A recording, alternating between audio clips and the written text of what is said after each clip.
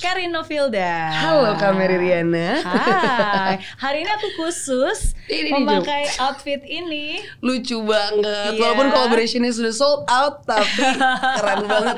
Next ya ntar kita bikin lagi collaboration. Oh iya dong. Karena Gaudi itu kebetulan yang punya adalah teman SMA aku, Temen SMA kamu, Janet. oke. Ya, and he speaks highly of you karena kolaborasi yang sangat apa ya, luar biasa. Yep. Very Dan Kak cooperative. Janet juga bener-bener sangat apa ya, asik untuk diajak kerja sama, dan dia juga involved di dalam itu yang bikin gue suka banget kerja sama dia. Itu itu yang bikin gue suka banget sih, karena jarang banget kayak maksudnya owner actually mau Yeah. involve, nggak nyuruh staffnya doang gitu loh. Biasanya kan banyak banget juga kayak company atau mungkin juga online shop yang selalu menyerahkan ke kita nih, ke influencer, udah terserah kamu mau ngapain, kayak kreativitas kamu aja deh. Tapi Yeah. di ini kita bareng gitu, kita ngobrol bareng, which is ini arti kolaborasi sebenarnya sih. Oke, Gitu. oke. Dan dari kamunya sendiri pun juga all out, basically bukan Yep. hanya menganggap bahwa oh ini klien, you just deliver as it is yang memang diwajibkan, tapi you even like do extra things yang emang Yep. kamu juga lakukan sepenuh hati. Karena kalau menurut aku kayak kerjasama itu harusnya menguntungkan kedua belah pihak kan. Dan kalau misalnya dari kerjasama itu bukan hanya uang outputnya, which is new friends, terus kayak juga new connection, banyak juga new knowledge lagi baru dari orang-orang yang baru gue kenal di industri itu, Yeah. which is menurut gue itu lebih meaningful dibanding uangnya doang gitu loh. Iya. Yeah, it's not transactional lah ya, tapi Yep. kan ada relationship in between sebenarnya yang terjadi juga dalam transaksi itu. Betul sekali. Oke. Anyways, kenapa aku pengen banget ngobrol sama Karin? Kenapa tuh? Penasaran gak sih? Karena biasanya mulut gue ini bisa banget di-cut masukin TikTok ya. Oh gitu ya. Karena to be honest, the first time I know you, pertama kali aku tahu Karin Novilda itu sebenarnya bukan Karin Novilda tapi Karin. Oke. Beberapa tahun yang lalu gitu. Tapi ya nanti mungkin aku ceritain juga ya along the way. Tapi ketika aku ngelihat Karin Novilda yang sekarang, ya you are just so different. Yep. Dan makanya aku juga pengen ngobrol-ngobrol, pengen tahu lebih banyak lagi tentang cara pikir kamu, apa yang kamu rasakan, apa yang kamu pikirkan, and how you become you Oke. sampai hari ini gitu. Sip. Jadi ada 8 pertanyaan yang nanti aku tanyakan. Ya harus dijawab. Boleh. Tapi di akhir nanti you can ask me anything. Kamu bisa tanya satu pertanyaan apapun juga yang akan saya jawab juga. Yep. Hopefully Gitu. salah satu pertanyaannya bukan kayak kenapa gagal nikah ya. Enggak ya? Oke, no. Oke, kalau itu pertanyaan pertama. 25 tahun hidup kamu. Sekarang 25 tahun dong ya? Yep. Almost. November 29 ini baru 25. November ini 25. Jadi dari 25 tahun perjalanan hidup, apa sih yang paling membuat kamu bangga? Sebenarnya kalau di sum up adalah nggak specifically satu hal aja sih, tapi how I became me yang sekarang gitu loh, dan aku bangga dengan aku bisa berproses selama ya dari kecil sampai sekarang, dan juga aku bisa ya banggain orang tua sih, sebenarnya itu yang paling penting sih. Dan dengan membanggakan orang tua dan keluarga aku, itu yang sebenarnya bikin diri aku bangga gitu loh terhadap diri aku sendiri, which salah satunya adalah sekarang aku juga dari umur sekitar 16 tahun aku udah financially independent sebenarnya. Tapi dari umur 18 tahun itu aku udah nggak tinggal lagi sama orang tua, which is aku udah nyoba untuk tinggal on the streets gitu loh sendirian. Oke. Which is yang kenapa aku bilang tadi yang Tinggal bikin on the street tuh tinggal di jalanan. Enggak di jalan, maksudnya kayak keluar gitu loh dari zona nyaman dari keluarga gitu loh. Iya. Bukan diusir ya. Cuman I chose to live alone gitu loh, mau nyobain hidup sendiri gitu loh. Pada awalnya sih aku nggak mikir kayak bisa gitu loh, karena pada waktu awalnya aku coba hidup sendiri, ternyata yang paling kerasa tuh adalah makan. Yang mahal tuh makan ternyata. Selama ini kalau di rumah tuh kan makan pagi disiapin, nggak tahu kayak nggak perlu beli, makan siang juga disiapin, sore disiapin. Ini aku harus beli makanan sendiri gitu loh. Dan dengan uang yang waktu itu secukupnya aku punya, itu gimana caranya aku bisa nge-manage itu. Jadi kayak sebenarnya proses-proses ini yang bikin aku bangga. Jadi kayak kalau di game itu kayak level 1 udah checklist lu udah kelar, Dan itu kan satu achievement ya buat aku gitu loh. Level ini udah kelar, level 2 udah kelar, which is sekarang udah di level berapa I don't know.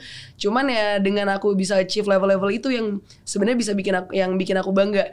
Ada level yang dimana mungkin kayak ini nggak sekali bisa dilakuin. Sama kayak game, misalnya kayak kalah game over di situ, tapi kayak kita bisa retry lagi di level itu gitu. Atau mungkin kita cari game lain untuk sejenak inilah beristirahat dari game yang lagi sebenarnya kita mainin gitu loh. Itu sebenarnya aku suka banget yang namanya analogi sih kalau cerita gitu loh. Dan mungkin salah satunya lagi yang bisa bikin aku bangga adalah I'm able to finance my sister juga, college-nya dia itu daripada sebenarnya nyokap bokap juga udah nyiapin dana untuk itu, cuman ya duitnya itu bisa dipakai untuk hal lain atau mungkin pendidikan adik aku yang selanjutnya atau mungkin along the way-nya. Cuman kayak yang bisa bikin aku bangga adalah aku bisa finance adik aku untuk kuliah gitu loh. Dan kemudian juga kapanpun my mom needs anything itu aku bisa provide untuk dia gitu loh. My dad needs anything aku bisa provide. Itu yang sebenarnya bikin aku bangga sih. Sorry suara gue lagi habis. Terus mungkin salah keduanya adalah kayak aku selalu percaya bahwa kita itu harus mimpi setinggi-tingginya. Karena banyak orang yang bilang biasanya mimpi jangan ketinggian, nanti kalau jatuh sakit. Sebenarnya aku ngelihatnya adalah kenapa lo harus mimpi setinggi-tingginya? Karena ketika lo mimpi, goal lo misalnya di sini. Lu mimpi nih setinggi-tingginya sih di sini. Jadi kalau misalnya at least jatuh, lu nggak jauh jatuh dari, kalau gagal nggak jauh dari goal apa yang tadi lu pengenin gitu loh. Kalau misalnya kayak kayaknya gue cuma mampu di sini deh. Kalau misalnya lu gagal ya lu di bawah lagi dari goal yang awal tadi. Kalau misal lu mimpi setinggi-tingginya gitu. Kenapa gue berani untuk bilang seperti itu? Karena gue juga udah ngalamin hidup gue. Karena pada waktu itu dulu tuh sebelum aku ngasilin uang gitu loh. Jadi aku mikir dulu kayak kalau misalnya aku punya mobil kayaknya aku mau banget deh beli mobil sendiri. Dan yang aku kepikirannya mungkin yang aku bisa afford tuh jazz gitu loh pada waktu itu. But ya over years ternyata dalam waktu yang aku nggak percaya sesingkat itu dan aku nggak percaya ternyata aku bisa afford bukan jazz, malah aku bisa afford Mercy gitu loh. Itu at my early age 20-an kalau nggak salah, my early 20 itu aku udah bisa nyicil mobil Mercy walaupun pada waktu itu aku nyicil yang second gitu loh. Dan itu yang aku rasain kayak oke, ternyata mimpi yang tadi sebenarnya gue batesin ternyata gue bisa dapat melampaui. Kenapa kalau misalnya dulu gue mimpinya lebih mungkin gue bisa kali ya dapat yang lebih atau mungkin ya intinya seperti itulah. Dan dimana juga kayak at my age sekarang juga I have my own house yang aku lagi cicil juga, which is very membanggakan lah buat aku karena aku nggak pernah mikir kalau aku bisa afford this kind of house di umur aku yang masih 24 tahun gitu loh. Jadi sebenarnya yang bikin bangga adalah achievement ini sih yang sebenarnya tadinya aku meragukan diri aku tapi sebenarnya aku bisa gitu loh. Dan it starts with you dengan kalian nggak meragukan diri kalian sendiri sih. Dan mau berproses. Itu yang paling penting. Aku setuju banget seperti yang tadi Karin bilang. Aku juga selalu bilang banyak orang itu mereka selalu berpikir ngapain mimpi ketinggian, nanti kalau jatuh sakitnya tuh di sini katanya. Ya tapi exactly like what you said, saya juga selalu percaya mimpi itu mendingan setinggi-tingginya, setinggi langit. Kalau jatuh masih di awan, masih empuk. Kalau mimpinya cuma setinggi tiang listrik, begitu jatuh udah sampai tanah. Betul. Udah benjol kemana-mana. Jadi mendingan sekalian aja mimpi yang tinggi. Gitu. Jadi nggak ada mimpi yang ketinggian, yang ada niat dan usaha yang kerendahan. Jadi bukan mimpinya yang diturunkan, tapi niat dan usahanya yang dinaikkan. Jadi banyak hal yang dibanggakan tapi milestone prosesnya tadi ya Karin bilang. Sebenarnya itu sih yang lebih membanggakan. Di usia 16 tahun bisa financial independent, after that kamu bisa mandiri, mencoba hidup mandiri umur 18 tahun. I was in your positions before, exactly usia 18 tahun hidup sendiri, merantau, dan exactly seperti yang kamu bilang yang paling kerasa tuh makanan. Karena ketika kita makan apalagi aku tahu kakak ini kan di Singapura kan waktu itu ya. Itu kan oh my god, aku I just got back to Singapore after years, kayak udah lama banget enggak karena pandemi juga. Dan sekarang makin gak tau ya makin mahal aja ya di sana, lifestyle di sana ya.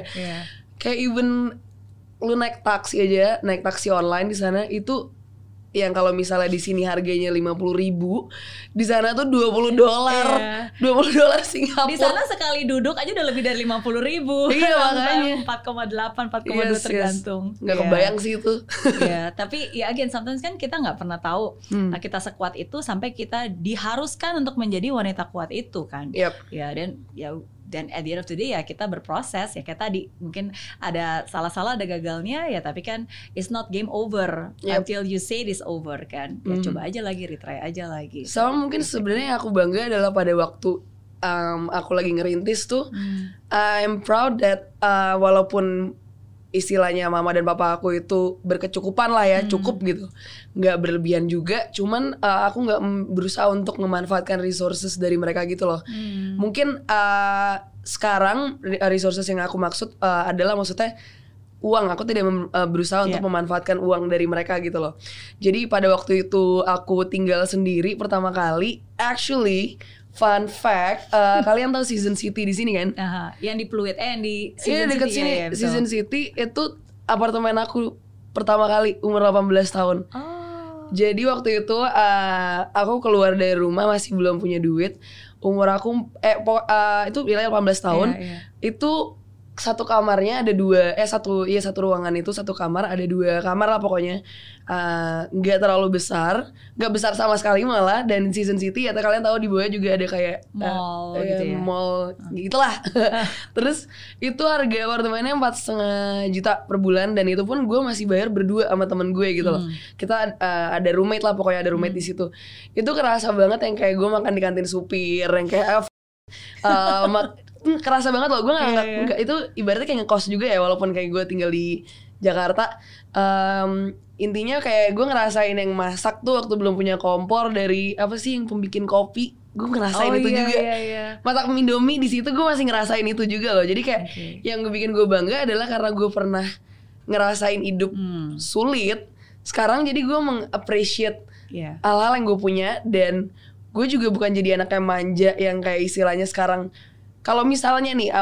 amit-amit gue dikasih jalan berbeda lagi sama Tuhan, gue bisa dan gue nggak akan kaget karena gue pernah hidup kayak gitu, gitu loh. Itu juga yang selalu kayak gue ingetin ke teman-teman gue sih, maksudnya lu harus coba dan memposisikan diri lo, bukan diri lo yang sekarang kayak mungkin kalau misalnya lu taruh sepatu lo di saudara-saudara kita yang kurang mampu gitu loh. Gimana jadi mereka? Kalau misalnya kan kita nggak pernah tahu ya kayak hidup orang tuh akan terus naik atau turun gitu nanti ke depannya dan itu yang harus kita prepare sih untuk diri kita gimana caranya kita bisa nggak kaget ketika kita dihadapin situasi seperti itu gitu loh karena kalau mengharuskan kita untuk berubah apapun itu ya kita juga udah siap lah ya karena aku pernah lihat kayak ada